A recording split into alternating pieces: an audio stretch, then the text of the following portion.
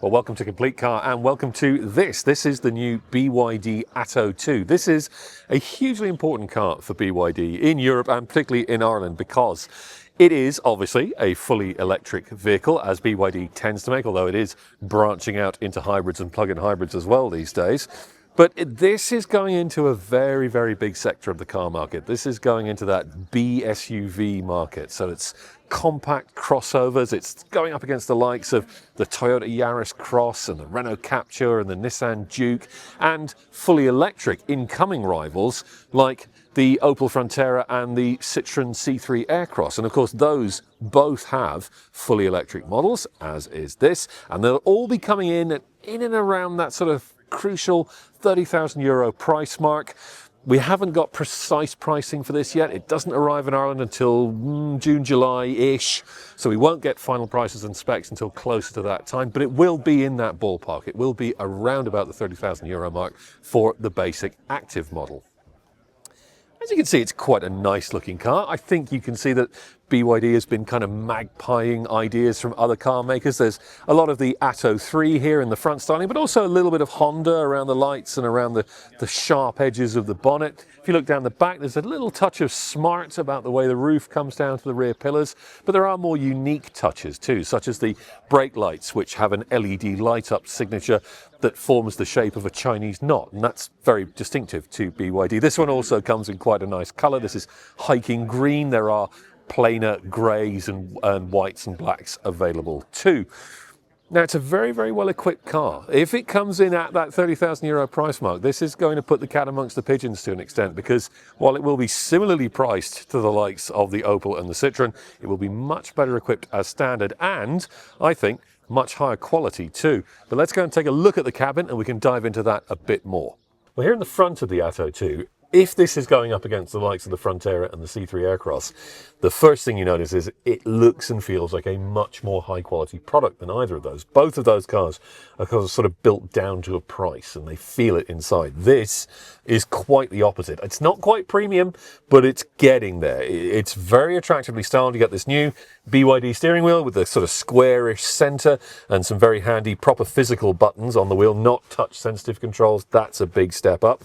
You do get some handy buttons down here on the center console as well, including your front defrost, your stop-start button, and mode switches for the regenerative braking and for the driving mode. You get this nice, slightly odd crystal look gear selector, which is actually all right.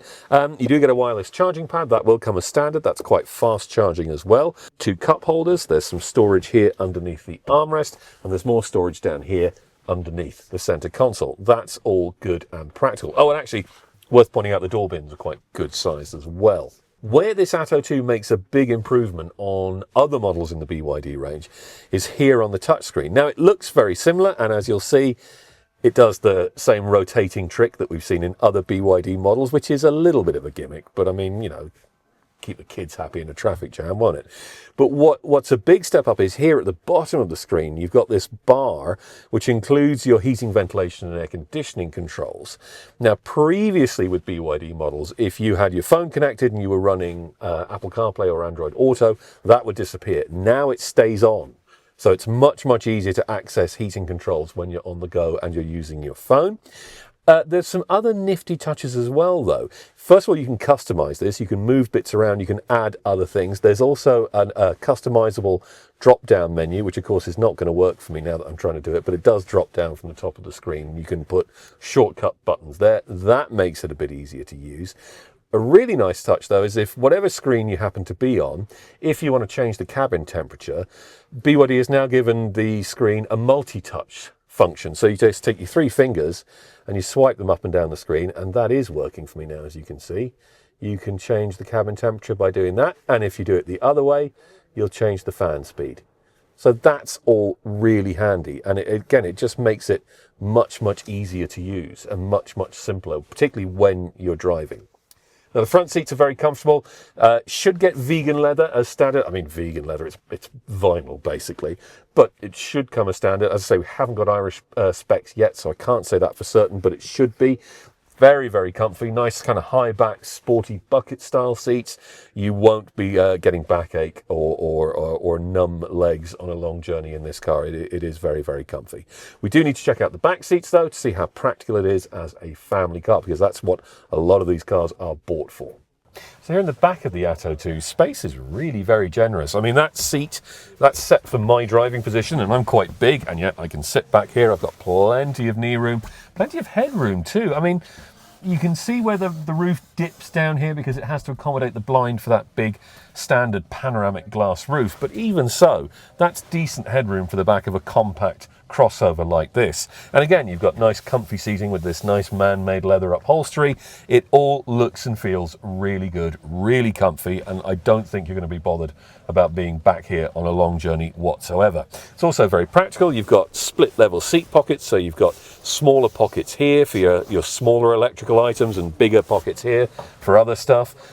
There's just about enough width here in the center rear seat to get someone sitting, but it is a bit on the narrow side. Even though there is a flat floor for people to put their feet, that is good, obviously. But again, I don't think you're going to be putting anyone in this center rear seat for very long journeys. They're not going to be hugely comfortable. There are good door bins here. There's no center armrest in this model. That probably will come for the more expensive comfort version later in the year.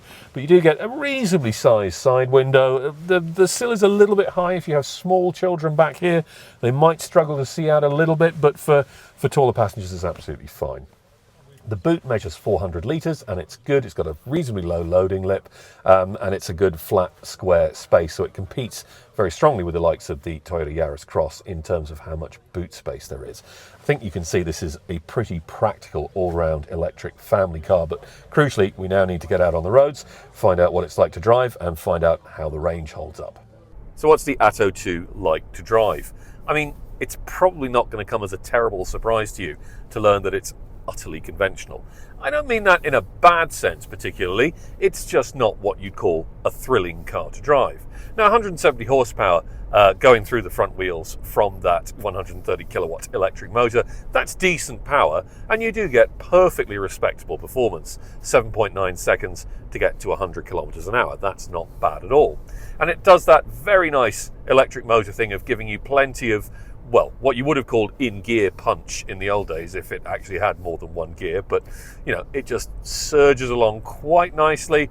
I think on motorway driving, yes, you'll feel at the top end that it doesn't necessarily have the puff for doing, you know, really brisk acceleration at higher speeds, but it's fine, it's adequate.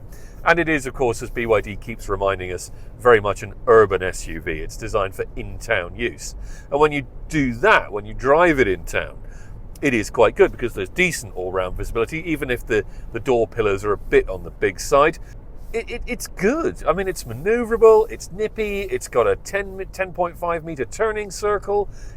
It all comes together quite nicely in that respect, and it's reasonably economical with how it uses its battery energy as well. Today we've averaged about 18 kilowatt hours per 100 kilometers, and that's including a good long burst at 120 k's on the motorway. If you were slowing down a bit, doing more in-town work, I think you'd get much closer to BYD's official claimed figure. So it is a good all-rounder. There are some issues, which is that the steering is very light, very wispy, doesn't tell you an awful lot about what the front wheels are up to, and that is a bit of a shame.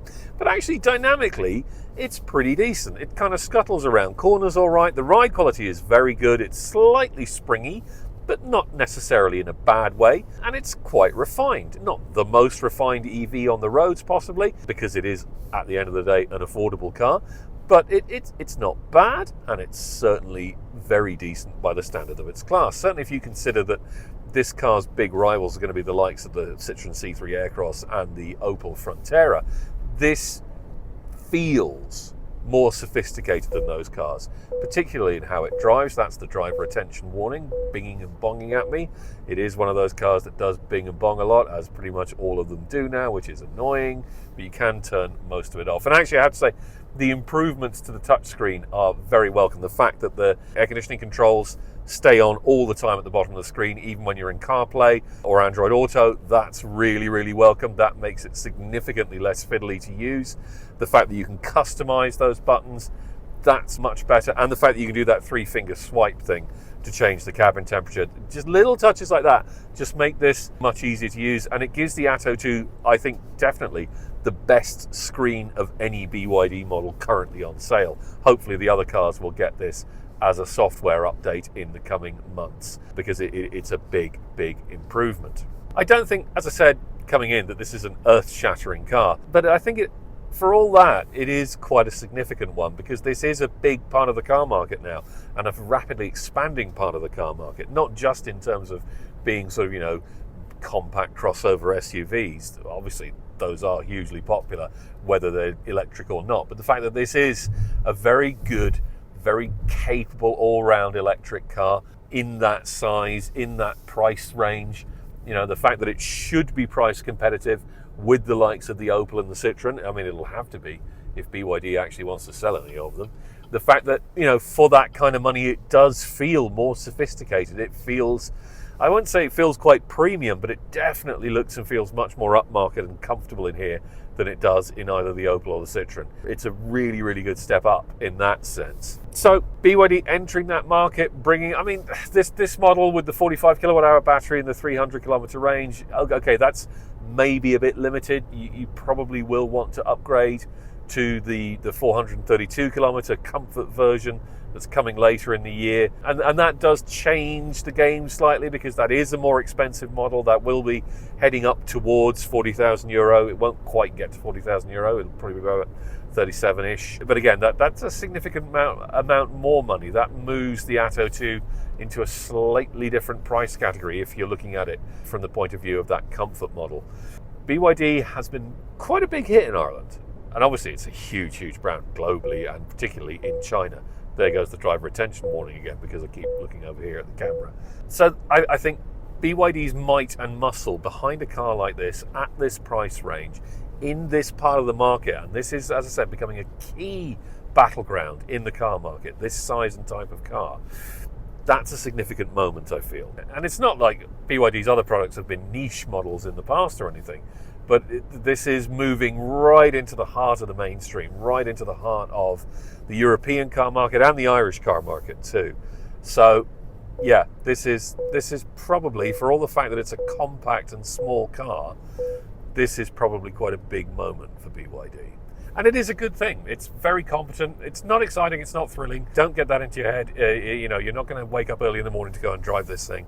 But as a day-to-day, very usable, very practical, very decent, very efficient electric car that looks good and feels comfortable and feels like a high-quality thing on the inside, yeah, it kind of pushes a lot of very impressive buttons in that respect. Well, we hope you've enjoyed this review of the BYD Atto 2.